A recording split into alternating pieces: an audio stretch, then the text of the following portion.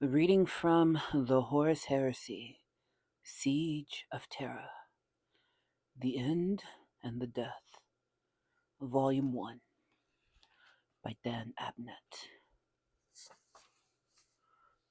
Fragments. They have crucified titans along the ultimate wall. Smoke, powder thick and dark as rancid meat, flows sideways across the sky. In places, the bodies of the dead are so numerous, and they look like sacks of grain stacked after harvest. The corpse mounds have changed the contours of the ground. On the Canis Causeway, in what would have been the shadow of the Lion's Gate wall, Maximus Thane yells to be heard above the endless howl of firestorms and shelling, and draws the Astartes of the 22nd Exemplars into repulse formation exactus. There is no cover. They lock braced shields that are now gray with ash. Thane's tactical sensorium counts barely 70 men left in his company. He tells himself of the device is broken. The display is cracked and wires swing loose. It shows him 900 enemy tracks on the causeway alone. He orders himself to believe it is broken. Inside the Lion's Gate, the upper parts of which are entirely missing, lynched night engines of House Viridian hang like game, trussed in spools of razor wire and hooked from ramparts. Waste fluid, oil, coolant, blood, drools from their mangled cockpit faces. The traitor host boils in like a tidal spate through broken gates, through breached walls, across the oblique slopes of once vertical ramparts. They are gleaming scarab-blacked, horned and howling. A flash flood surge. They pour through gaps, through fissures and cleft walls, beneath arches and along once golden avenues. They are deformed things. Remade men, remade again, tusked ogres, scimitar obscenities, warrior beasts with heads like whale skulls or skinned elk. They spill like a mudslide into the last untouched sanctum of the palace. Abaddon, once the first captain to whom all others aspired, is among them, both leading them and carried forward by the torrent. He is made destroyer, despoiler of worlds and of life. Och, Mythoclast. He will tear everything down. All the legends and structures and orders, even his own myth, which he once so proudly forged. He will cast off his hard-won glory and replace it with a new one, more glorious and far more terrible. He yells to his men. His words are no longer human. They understand him anyway. Hey friends, it's me, the dramatic Ebony Otaku, the well-rounded nerd, and her dog is finally gone and laid in his bed.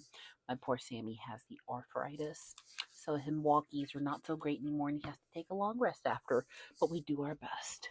So, I am in the Siege of Terra. Do you see how big this book is? And this is not the only one. It's not that I don't know how it ends. I do know how it ends. I'm just not ready to read the whole thing. I've held on to this book. Oh goodness, I think I've had it for 3 years now. And how long has it been out? Longer than that. Do do do do do. Do do do do do. That you're the goat.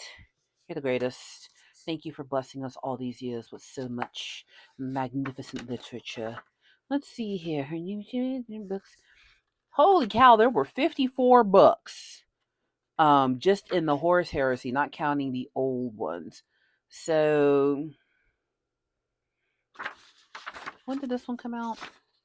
I don't know why I'm looking this up right now and why I care so much. Oh, not to mention the audio dramas and the rest of that. 2023. So yeah, I've had it. I bought it when it came out. So I've had it for 3 years, and I'm obviously not going to read this whole book online because we do not want our overlords at the Black Library to be upset with us. But I just the way the Horus Heresy ends. It's one thing to know that something is going to change significantly. It's another thing to walk through that experience. And I guess that's why I haven't really finished reading the books. But I've jumped ahead back into 40K, which I really should be in 30K right now because I'm getting ready for Adepticon. I got so much army reworking to do with my new troops. I've got Cerastus Knights. I've got a knight castigator, and I've got a knight lancer, and I just finished their armigers, and I got to paint the knights. Like, it's a whole thing. I got a lot going on. I've got new troops. I've painted my Slanesh box. It's painted up and ready to go. So I've got to rework my army. So that I really should be living in 30K land right now, and yet I find myself reading more of 40K, and I think one of the reasons I'm really into, like, what is Fabius Bile out there doing? What is Mikolesk out there doing? Why is Rabute back? I think because I know how it ends, not the finer details because I haven't read that yet, but because I know how it ends, it's interesting to see what were the repercussions of all this. What echoes through time from what happened during those formidable years of the Imperium? I think I said this probably 2 or 3 videos ago, Warhammer wise, not in the continuity of the channel. I was reading out of Minka. There was a chapter in there about a young man who was just, a citizen of a hive world. His life wasn't great, his life wasn't bad. He was just chilling. And, his parents had both, gone on to be with the gods. And, he had been adopted into a decent to do family. He was being apprenticed to become a painter. Like, he was just living his life. He even had a girl he wanted to marry, if he was going to be allowed. And the wars of chaos find their way due to the fall of Cadia to his hive world. And he goes from having a little bit of security in his life to and being a good citizen, really a nice young man, we'll call him. He went from being a nice young man to bashing people's heads in over crusty bread that fell in the sewage. Those are the rippling consequences of decisions that are unseen.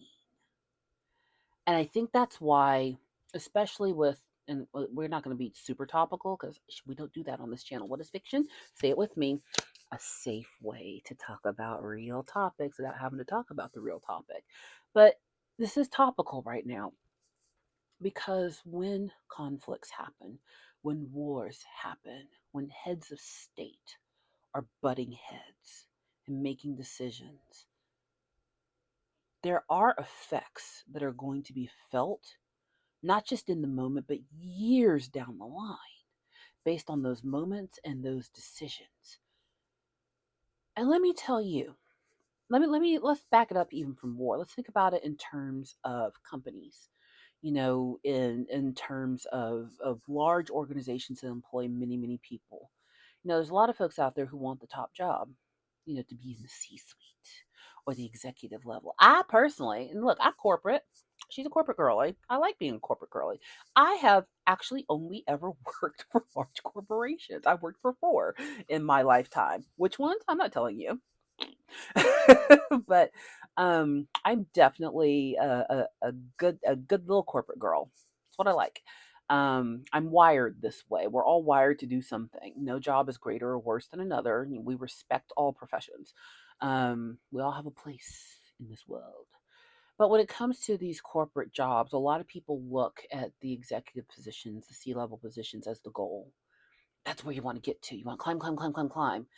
And eventually there's a point you can't climb any higher. Once you get to the top, where else is there? Other people at the top to battle it out with. Um, you're the person that gets the private jet. You're the person that gets the security detail. You're the person that gets to go on the TV shows and talk about the good things that are happening. You're the person that has the big private office with the private elevator from the garage. You're the one everybody who wants to shake hands with or get a picture with. You always get the private box, the best seats. You get to go to all the events. But you know what else they are? The one who takes all the blame. If things do great, yay! Accolades, applause, rewards. If things go south, pitchforks and fire.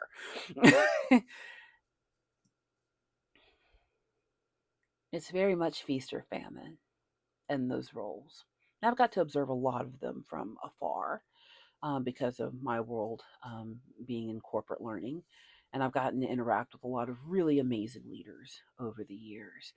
And I've had some really close conversations with them. And one of the things I've asked some of them, not all of them, but some of them is what is the hardest part about getting to be in one of these positions, about making it as far as you have?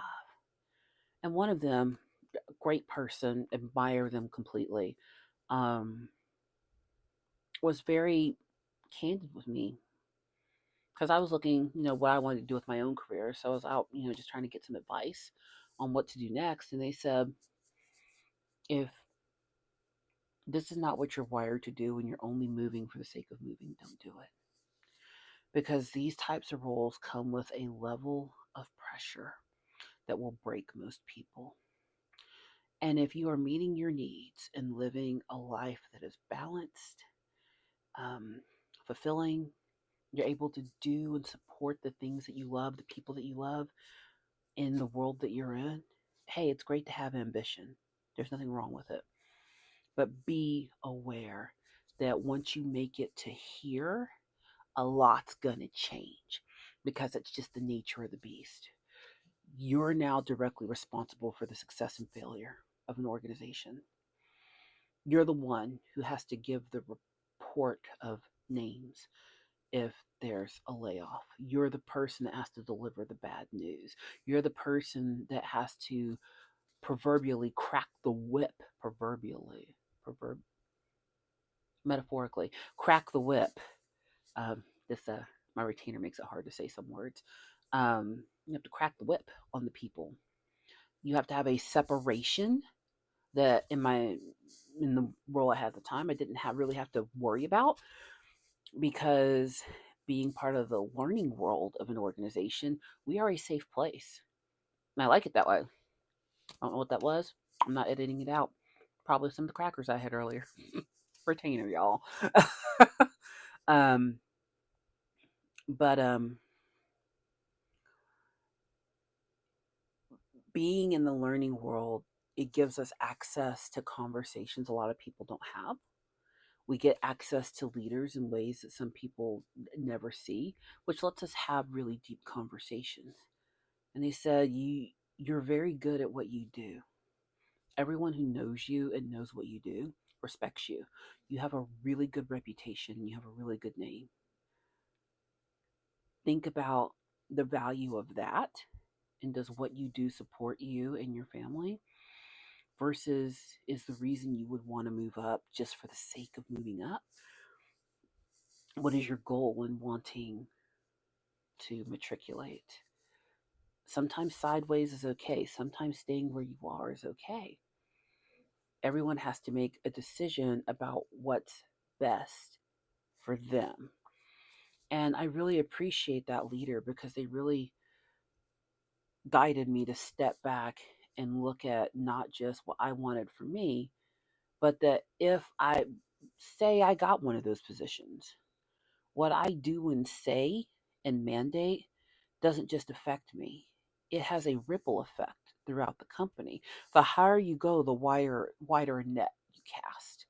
And so your decisions, your words, your edicts, they are going to affect more people. And there's no way for even a director of a department who has a couple hundred people under them to understand fully how a decision all the way goes down to their front line, because there is still a degree of separation. So the C level, the EVP level, and the 10, 20 layers in between down to the front line, there are trickle down effects. And when I really thought about it, even moving up one more level, I had to think, man, am I ready to be the one who makes decisions like that have those kinds of deep effects on other people? And I decided that for my life right now, no, I'm not. Will that change over time? Maybe. I'm in the middle of getting a master's degree right now.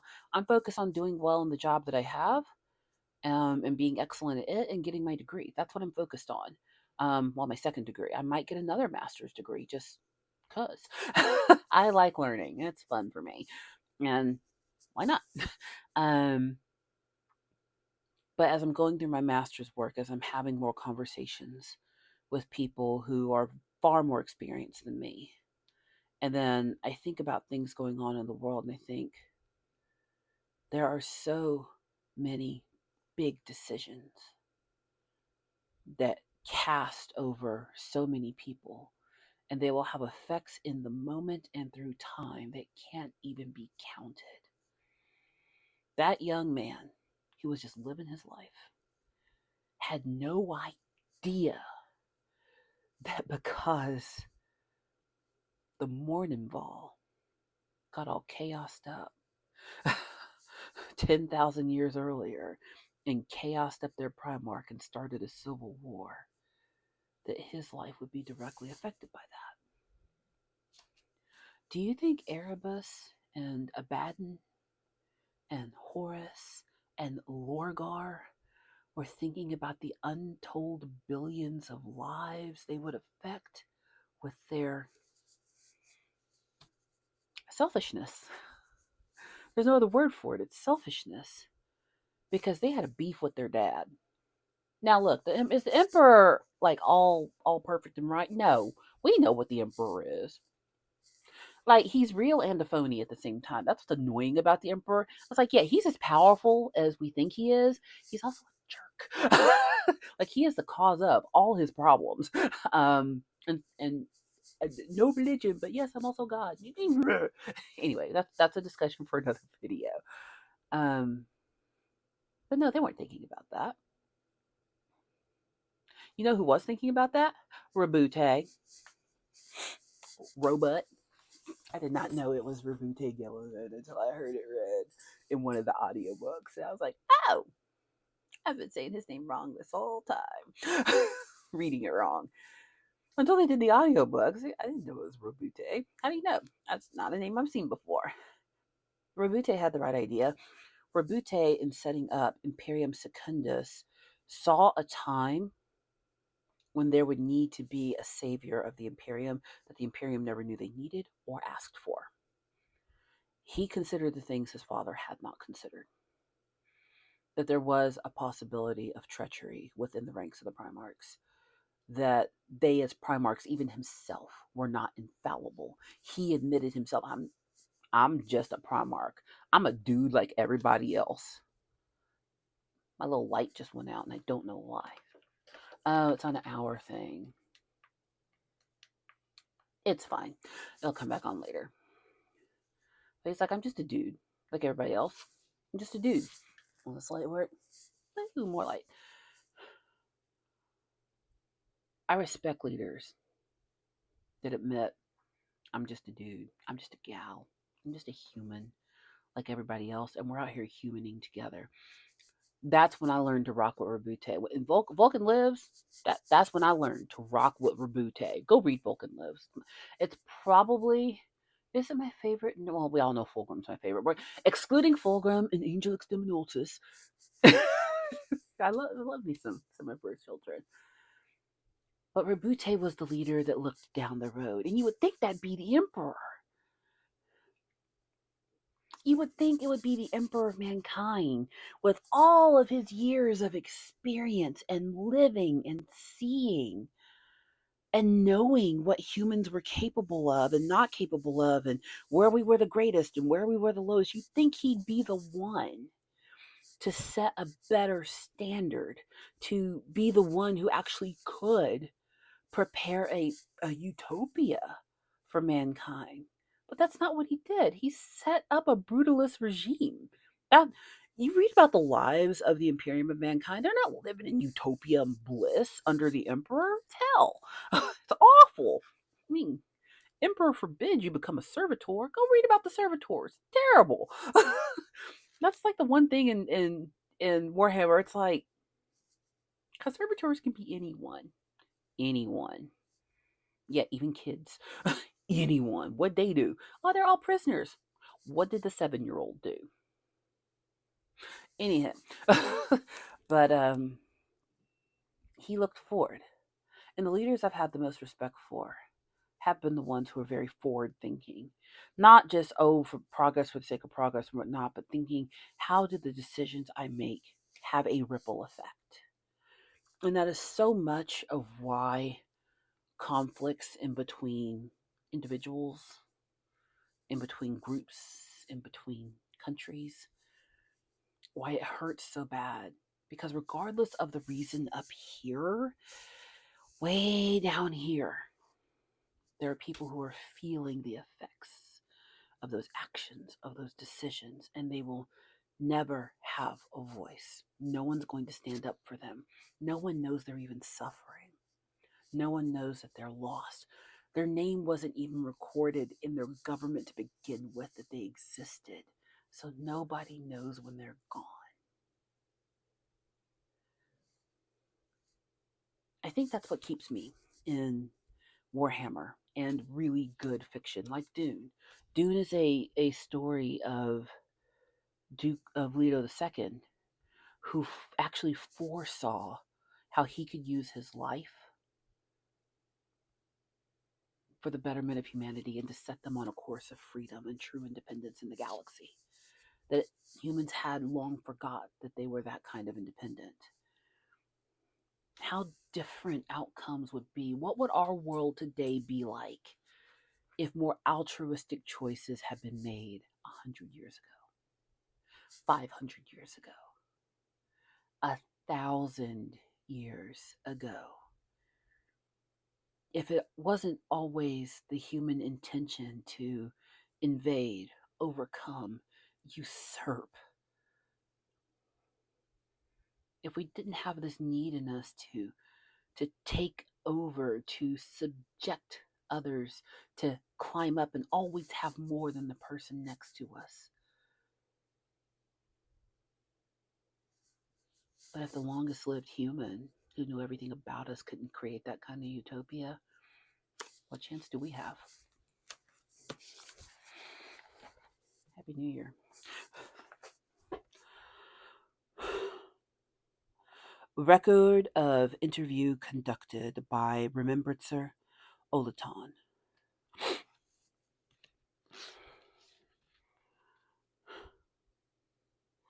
My father.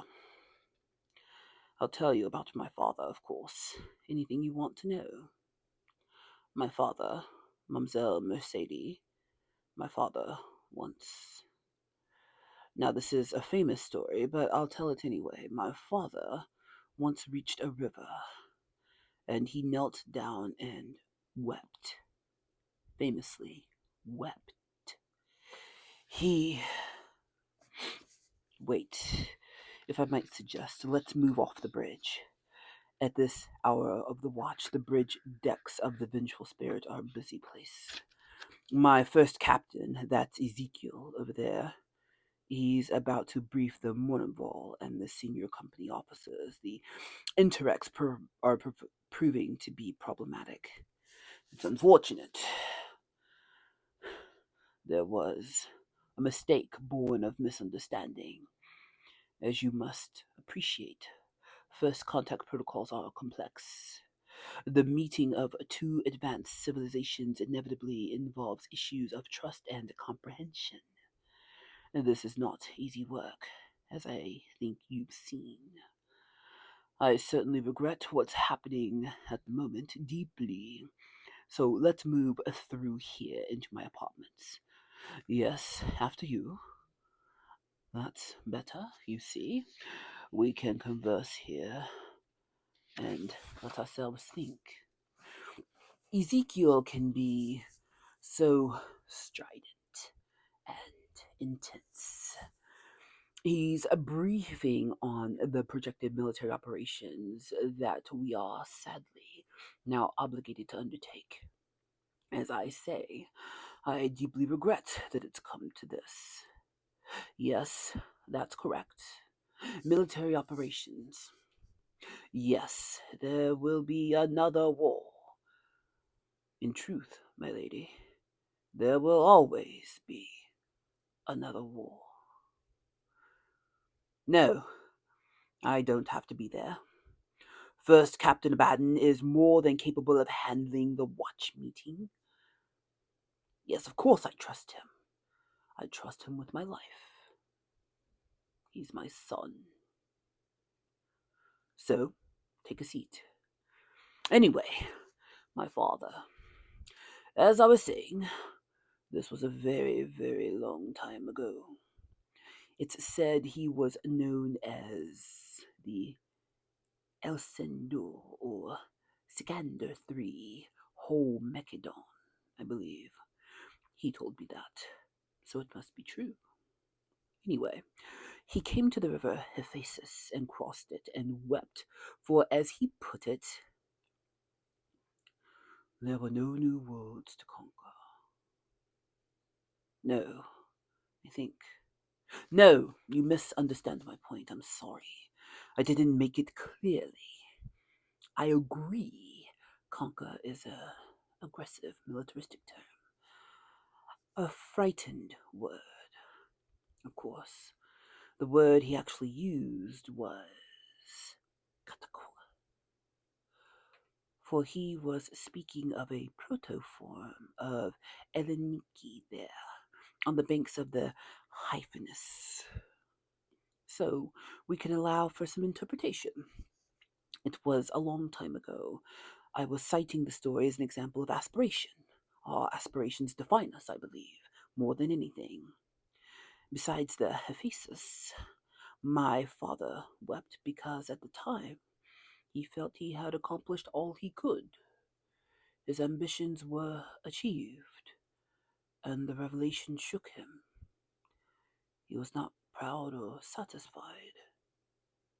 He was bereft. Of course, as it turned out, there were many more worlds to conquer. The work had scarcely begun. On the banks of the Hephaestus he had won, not for the first time nor for the last, the throne of the known world. Not long after that he found another throne, a literal throne. That changed everything. Yes, found it. Well, that's what he told me. But I digress. The point I was making, however poorly, is that aspiration is the fire that drives us. We are restless and we strive, to seek, to find, and not to yield, if I remember the old verse correctly. There is always another world, Mamselle Mercedes. Always another goal. We all take after him in that respect. I'm sorry. And always another war. Yes, quite so. You look at us, remembered sir, and you see beings wrought for war. No, no, don't deny it. I know you do. I see the transhuman dread in your eyes when you regard me, or when you look at first Captain Abaddon, or any of my sons, my lunar wolves. I don't blame you, I terrify you, and I'm sorry for that, truly. I look at you here in this room, dwarfed by the scale of it, like a child in that chair, a child on a throne, your feet swinging. It was built for my frame, not yours. I feel for you. You put a very brave and confident face on it, but I am sensible to your terror. To be here, to be surrounded by inhuman giants, it must be intimidating. I wish I could say something to reassure you, something to assuage your fear. I will say this, Mercedes Oliton. I am more like you than I am not like you. I think that's what we have to remember, is that these figures, be they political, be they business, religious, social, they're still human just like us. And they are humans making the decisions that humans make. Sometimes they are decisions that lift all of us up, and sometimes they are decisions that have consequences that can't be counted in the heaps of bones that will be made as a result of the casting. That wasn't in the book, that came out of me.